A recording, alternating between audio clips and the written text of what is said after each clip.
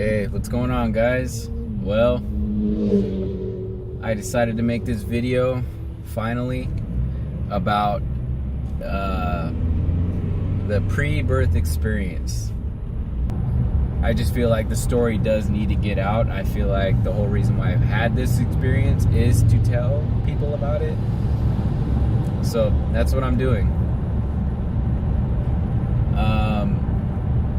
It's insane to hear other people talk about it, because all of our experiences are pretty much exactly the same, minus a few details, very little ones, very little details. I have a lot of detail though. I mean, I'm not saying that I'm special or anything like that, but when I hear people talk about it, I have a little bit more, and there's a reason for it, and I'll get into that as the video goes on. I'm gonna try to make it short because I know we all have short attention spans nowadays. Gotta let this motorcycle go by. Driving is more important right now. You go, be safe, man. Well, this is how it started for me. Basically, I started off and I was like, I'd want to say like a ball of energy, okay? And I was floating around, and I was experiencing pure bliss. It's the best feeling you could ever imagine. You can't describe it into words. You can't. I was basically receiving knowledge constantly about everything. I understood everything. I was so smart, yet so curious at the same time. One thing I did not hear people mention is that I had a body, and then I didn't at the same time. I was like a baby, a teenager, and an elderly person all at the same time. I was a young baby, I was a teenager, and an elderly person. But I didn't see my hands or anything like that. I felt like I was all those ages at one time. I know that's very weird, but that's what I felt. And I was just kind of floating around, just flying around, just feeling so good. And then I felt something like calling me over behind me, like, turn around, fly over here. I was being beckoned. Somebody was talking to me telepathically. I turned around and I saw three beings, three of them. It was a womanly figure and two males standing next to her, side by side. I couldn't really see their faces, but they were just wearing, I would want to say, white robes, and I couldn't see her face. It was like just light, but I could see her hair. She was a brunette, and they were telling me to come down, and instantly I knew what was happening. I knew that they were going to send me here, and I did not want to come at all. I did not want to be here.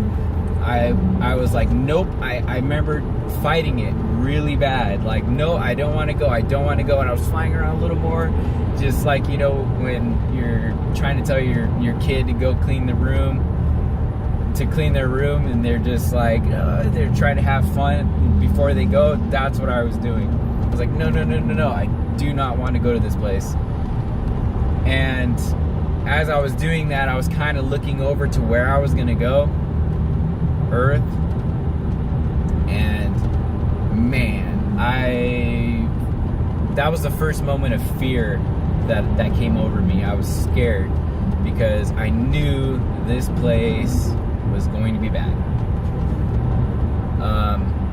I didn't want to be here, for sure. compared to that, I didn't want to be here.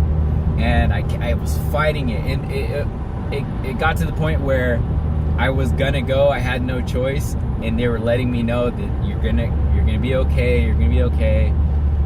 You know, just come on down. And before I went down, I turned around and I saw them, and I looked, and it was a pool. It was a pool of water, and covering it was like a big awning, like old, I'd want to say like column. They were like columns, white columns. You know, like old like Greek columns. You know, they were real defined and they were just beautiful. And it was just covering this pool. And they were standing by the water.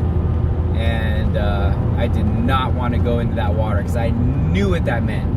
So they beckoned me over, and at this point, I was fighting it. I had no choice. I was being pulled into the water. And I got into the water, and I was petrified. I knew what was going to happen. They were going to send me down. I didn't want to go, and I kept asking them, please, if I'm going to go, can you please let me remember this place? I want to remember. I want to remember. And they kept reassuring me, and they allowed me to remember. They allowed me to remember this place. And as I got that confirmation that they were going to allow me to remember, I was okay with going. And, you know, as I was in that water, I know for a fact they gave me a choice as to what life I want to live. I could have been rich, famous, and had it really easy, but my memory of heaven would have been gone, basically. I had to live a more difficult life here to remember that place. That was the deal, and I wanted that deal because I wanted to remember. It was that important to me. The short amount of time that I'd be here, you know, that it's totally worth it to remember a place like this, because I have this understanding now, and you know, it's priceless, because I know for a fact that when we pass on, there is an afterlife and there is a heaven, because I've been there, and I remember without a doubt in my mind, without a doubt. And man, those people that were standing by the water, the woman and the two beings that were speaking to me, the love that you feel for these people is, again, something that you cannot put into words. You think you love your parents, you think you love your children if you have them, and it's nothing compared to the love that you feel when you're up there. At all. You cannot compare it. It's to the point where I actually miss them. I miss them very, very much. I think about them all the time. I think about this situation all the time. It's something that never leaves me. And I cannot wait to go back. I don't even, you know, I don't know what my purpose here is on planet Earth, but I can't wait to go back. That's the only thing I can say about that.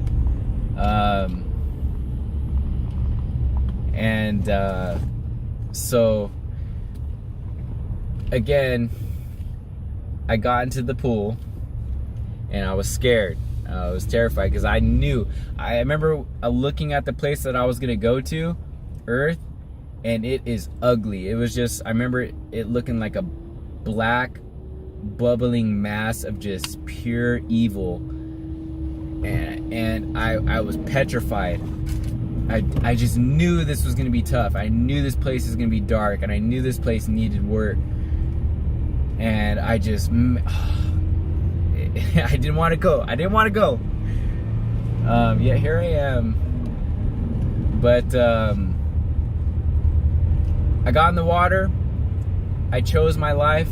I chose my mom. I do know that. I chose the family I wanted. I chose the body. I chose how I wanted to look. I chose a lot of things. There's a lot of things that you get to choose. before you come here. I don't know if we all chose these things. I really don't. But I remember choosing myself. Got in the water, and I remember being sucked down. At this point, I was gone. I remember being sucked down into this like tube, and the fear came over me right then and there when I started getting sucked down into this tube.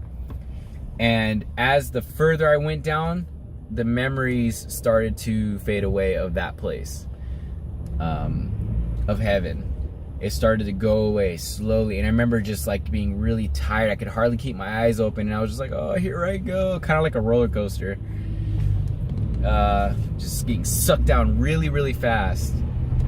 And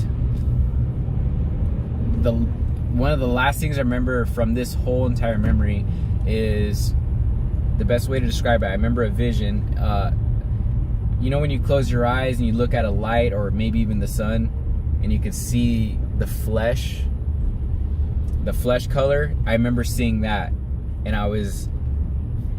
I'll say now, I know I was inside the womb, and I felt claustrophobic. I was inside of a body now, and it was extremely uncomfortable. I felt like I was suffocating. I had to get out. I was like, remember, just pushing against the wall, whatever, the womb. I was pushing and pushing, and that is the last thing I remember from that. And that is my first memory. That was my first memory. I remember being a tiny little child. When you start to become conscious, that is something that always stuck with me as I grew up.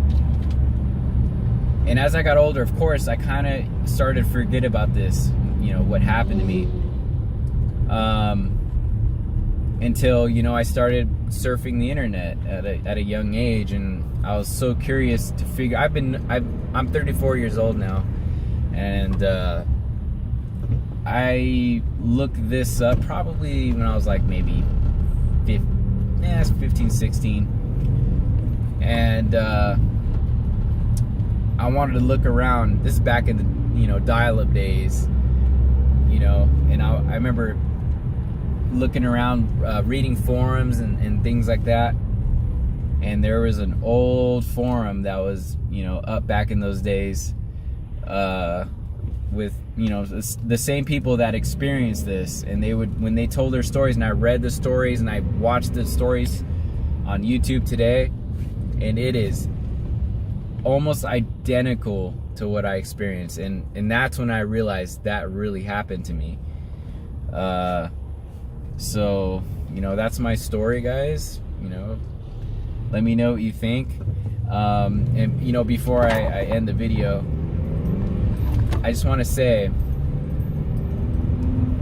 that we all can tell the difference between a dream and a memory, right? You have a dream. Sometimes your dream seems so real, and you're like, you don't know until you wake up. But when you wake up, you realize that it was a dream.